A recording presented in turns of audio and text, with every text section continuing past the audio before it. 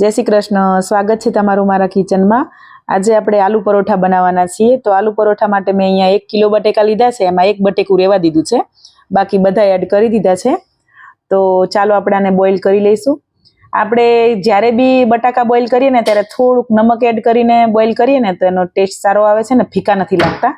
તો આ એડ કરજો એટલે ટેસ્ટ સારો આવશે આપણો। થોડુંક આપણે હવે મીઠું અહીંયા એડ કરી દઈશું।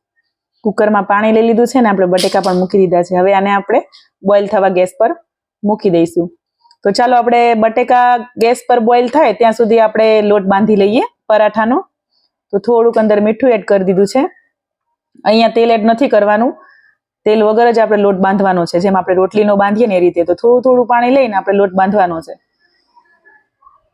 જો તેલ એડ કરીએ ને તો પરાઠા પછી ફૂલે નહીં અને ચીપકા ચીપકા થઈ જાય। તો પછી આપણે તેલ થોડુંક લઈને આના બરાબર આને કૂમળીશું। તો હવે થોડુંક આપણું તેલ લેવાનું છે અને લોટ આપણે બહુ કઠણ પણ નથી રાખવાનો અને બહુ એકદમ પતલો પણ નથી કરવાનો, મીડિયમ રાખવાનો છે। હું તમને આગળ વિડીયોમાં બતાવીશ કે આપણે લોટ કેવો રાખવાનો છે। તો તમે જોઈ શકો છો અહીંયા લોટ એકદમ સરસ બાંધીને રેડી થઈ ગયો છે। આ રીતનો રાખવાનો છે। જુઓ, આપણે આંગળીથી ટચ કરીએ તો અંદર ખાડો પડી જવો જોઈએ એ રીતનો રાખવાનો છે। તો હવે આ 10 મિનિટ માટે મૂકી દઈશું। ત્યાં સુધી આપણે આપણા મસાલા રેડી કરી દઈએ। મેં અહીંયા આદુ લીધું છે અને મરચાં, આપણે મરચાં પણ કટ કરી લઈશું। આદુ અને મરચાંની પેસ્ટ બનાવવાની છે, તો આપણે રેડી કરી લઈએ। થોડાક હું અહીંયા ધાણા આપણે ગાર્નિશિંગ માટે જોઈશે એડ કરવા માટે, તો થોડાક હું અહીંયા ધાણા કટ કરી લઉં છું। આપણે આ રીતે મસાલાને શેકીને બનાવવાના છીએ આજે, કાચા મસાલામાંથી નથી બનાવવાના આલુ પરોઠા। તો ચલો બનાવવાનું સ્ટાર્ટ કરીએ। તો બટેકા બોઇલ થઈ ગયા હતા અને મેં છોલી અને સારી રીતે આવી રીતે મેશ કરી લીધા છે। પેન મૂકી દીધું છે ગેસ ઉપર। તેલ ગરમ થાય એટલે આપણે થોડુંક આમાં જીરું એડ કરીશું। આદુ અને મરચાંની પેસ્ટ બનાવી હતી આપણે, એ પણ આ ટાઈમે એડ કરી દઈશું।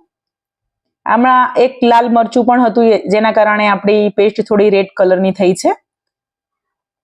તો આને સારી રીતે આપણે શેકવાનું છે, કાચું ન રહી જાય। તો સારી રીતે શેકાઈ જાય પછી આપણે બાકીના સૂકા મસાલા એડ કરીશું। મેં અહીંયા ધાણા જીરું એડ કર્યું છે 2 ચમચી જેવું। થોડીક આપણે હળદર એડ કરીશું, થોડોક આપણે ગરમ મસાલો એડ કરીશું, થોડોક આપણે આમચૂર પાવડર એડ કરીશું, થોડુંક આપણે કાલા નમક એડ કરીશું, થોડું આપણે મરચું પાવડર એડ કરીશું। બધા જ મસાલા તમારે જે રીતે ખવાતું હોય ઘરમાં એ પ્રમાણે એડ કરવાના છે, વધારે ઓછા તમે તમારી રીતે કરી શકો છો। પણ મેં આટલા મસાલા લઈને આલુ પરોઠા બનાવ્યા છે। તો આને આપણે ધીમા જ ગેસે સારી રીતે શેકવાનું છે। થોડુંક આપણા મસાલા બળી ના જાય તો થોડુંક આપણે અહીંયા પાણી એડ કરીશું, જેથી કરીને આપણા મસાલા બળી ના જાય। પાણી બધું જ એબ્ઝોર્બ થઈ જશે અને મસાલા એકદમ સારી રીતે શેકાઈ જશે। તો તમે જોઈ શકો છો મસાલા સરસ મજાના શેકાઈ ગયા છે। આપણે અહીંયા જુઓ તેલ છૂટું પડી ગયું છે અને પેન પણ અલગ થઈ ગયું છે અને સારી રીતે મસાલા શેકાઈ ગયા છે। તો ચલો આપણે બટાકાને જે મેશ કરીને રાખ્યા હતા એ બટાકા આ ટાઈમે આપણે એડ કરી દઈશું। બધા જ બટાકા આપણે અંદર એડ કરી દઈશું અને સારી રીતે બટાકાને મિક્સ કરી લઈશું, જેથી કરીને બધો જ મસાલો અને બટાકા એક સરખો ભળી જાય। તો બટેકાને સારી રીતે આપણે પકાવવાના છે। બટેકા આપણા બોઇલ થઈ ગયા છે પણ એને સારી રીતે પકાવવાના છે। આપણા પેનથી આખો મસાલો અલગ પડી જવો જોઈએ, તો એકદમ પાકી જશે તો એટલો સરસ ટેસ્ટ આવશે ને। મસાલા આપણા સારી રીતે પાકે ને તો જ પ્રોપર ટેસ્ટ આવે। આપણે બટાકામાં ડાયરેક્ટ મસાલા કરીને બનાવીએ ને તો એ કાચો ટેસ્ટ આવતો હોય છે ને ખાવામાં મજા નથી આવતી। આવી રીતે તેલ વડે આપણે વઘારીને મસાલો બનાવીએ ને તો બહુ સારો ટેસ્ટ આવે છે। મેં અહીંયા મીઠું નાખવાનું આપણું બાકી હતું, તો મેં આ ટાઈમે એડ કરી દીધું છે। મીઠું પછીથી જ એડ કરવાનું, જેથી પાણી ના વળે આપણા મસાલામાં। તો આપણો મસાલો બનીને રેડી થઈ ગયો છે। તો આપણે ધાણા કટ કર્યા હતા એ સ્પ્રિંકલ કરી દઈશું અને સારી રીતે મિક્સ કરી લઈશું। આને બીજા વાસણમાં કાઢી લઈશું, જેથી કરીને ઠંડુ પડી જાય। તો સ્ટફિંગ આપણું ઠંડુ પડી જાય પછી આપણે ગોળા વાળી લઈશું। તો સ્ટફિંગ ઠંડુ થઈ ગયું છે આપણું। તો આપણે તમને જેવી રીતે ફાવે એ રીતે નાના મોટા મીડિયમ સાઇઝના આવડા બોલ્સ બનાવી લેવાના છે, જેથી કરીને આપણે આલુ પરોઠા બનાવવામાં એકદમ સહેલાઈથી રહે અને બને પણ સારા, વિખાઈ ના જાય અને પ્રોપર બને છે। તો આ રીતે જો મેં બનાવી લીધા છે બધા ગોળા, તો આપણે થોડોક લોટ લઈશું અને આવું મીડિયમ સાઇઝનું ગુલ્લું બનાવીશું। જો તમને મોટા આલુ પરોઠા ના ફાવે તો તમે નાનું ગુલ્લું લઈને નાના બી બનાવી શકો છો। આવી રીતે આપણે વાટકી જેવો શેપ કરવાનો છે। વચ્ચેના ભાગને જાડો રાખવાનો છે અને ફરતે થોડોક ભાગ આપણે પતલો કરવાનો છે. આવી રીતે વાટકી જેવો શેપ કરવાનો છે. પછી આપણે જે બોલ્સ બનાવીને રાખ્યા છે ને એ બોલ્સ વચ્ચે આવી રીતે મૂકી દેવાનો છે અને ફરતે આવી રીતે તમે જોઈ શકો છો હું કેવી રીતે પેક કરું છું એને. આવી રીતે ધીરે ધીરે પેક કરી દેવાનો. ના ફાવે તો ટ્રાય કરશો તો ચોક્કસ તમને ફાવી જશે. મને પણ નતા ફાવતા, પણ મેં બી ટ્રાય કર્યો તો મને પણ આવડી ગયા. તો જોઈ શકો છો લોટ બિલકુલ આપણે કાઢવાની જરૂર નથી. વધારે પડતો લોટ હોય તો કાઢી દેવાનો અને થોડો હોય તો આપણે અંદર જ દબાવી દેવાનો છે. જુઓ અહીંયા આવી રીતે પ્રેસ કરી દેવાનું સરસ દબાવીને થોડુંક, તો એકદમ પ્રોપર થઈ જશે અને લોટ ને મસાલો બંને ચોંટી જશે એકબીજા સાથે. તો આવી રીતે લોટમાં લગાવીને આપણે આને વણી લઈશું. તો જો આવી રીતે હળવા હાથે આપણે વણવાનું છે.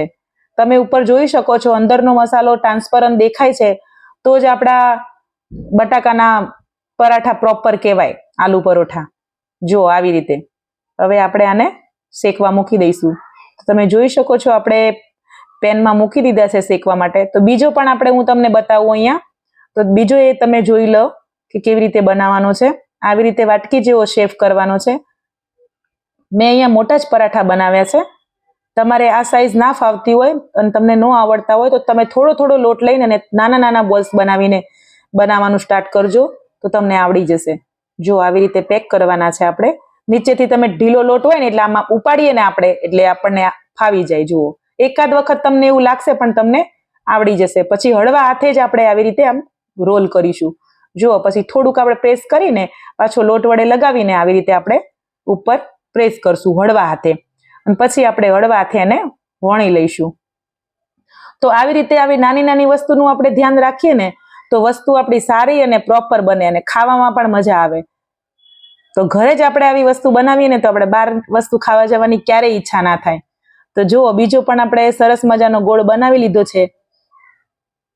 જુઓ બિલકુલ ફાટ્યો નથી આપણો પરાઠો, એકદમ ગોળ બન્યો છે અને લોટ પણ આપણને ટ્રાન્સપરન્ટ ઉપર બટાકાનો જે મસાલો આપણે અંદર એડ કર્યો છે ને આપણને ટ્રાન્સપરન્ટ દેખાય છે. જુઓ આવી રીતે બને ને તો પ્રોપર બન્યો કહેવાય આપણો આલુ પરોઠો. જુઓ હું કેટલો વણું છું તો પણ વિખાય છે. જુઓ છે ને આને બનાવવો એટલો મોટો થાય, પણ તવી મારી અહીંયા નાની છે મીડિયમ સાઈઝની, તો મેં આટલો જ વણ્યો છે.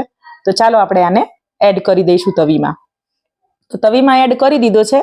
હવે આને આપણે ફ્લિપ કરીશું બીજી સાઈડ અને થોડુંક આપણે હવે એમાં તેલ મૂકીશું.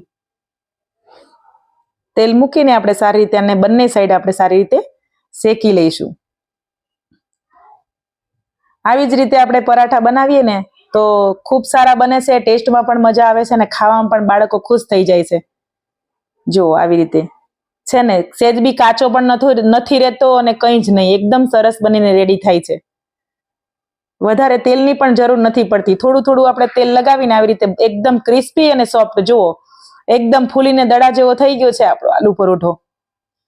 તો આલુ પરોઠા આપણા રેડી થઈ ગયા છે. તમે જોઈ શકો છો અહીંયા. કેવા લાગે તમને મારા આલુ પરોઠા? જો તમને મારી રેસીપી પસંદ આવતી હોય મારા વિડીયોને લાઈક, શેર ને સબસ્ક્રાઇબ કરજો મારી ચેનલને. અને આવી નવી નવી રેસીપી સાથે મારી સાથે બન્યા રહેજો. નવી નવી રેસીપી સાથે જોયા કરશું આપણા વિડીયો. તો જોઈ શકો છો અહીંયા હું તમને કટ કરીને બતાવું છું આપણો આલુ પરોઠો. તો બધી જ જગ્યાએ આપણો મસાલો જતો રહ્યો છે અને જુઓ એકદમ આપણે પડ ખુલી ગયા છે અને પ્રોપર પાકી ગયો છે. તો કેવો લાગ્યો તમને મારો આલુ પરોઠો? તો મળીશું આવા નવા બીજા વિડીયો સાથે નેક્સ્ટ વિડીયોમાં. જય શ્રી કૃષ્ણ બધાને.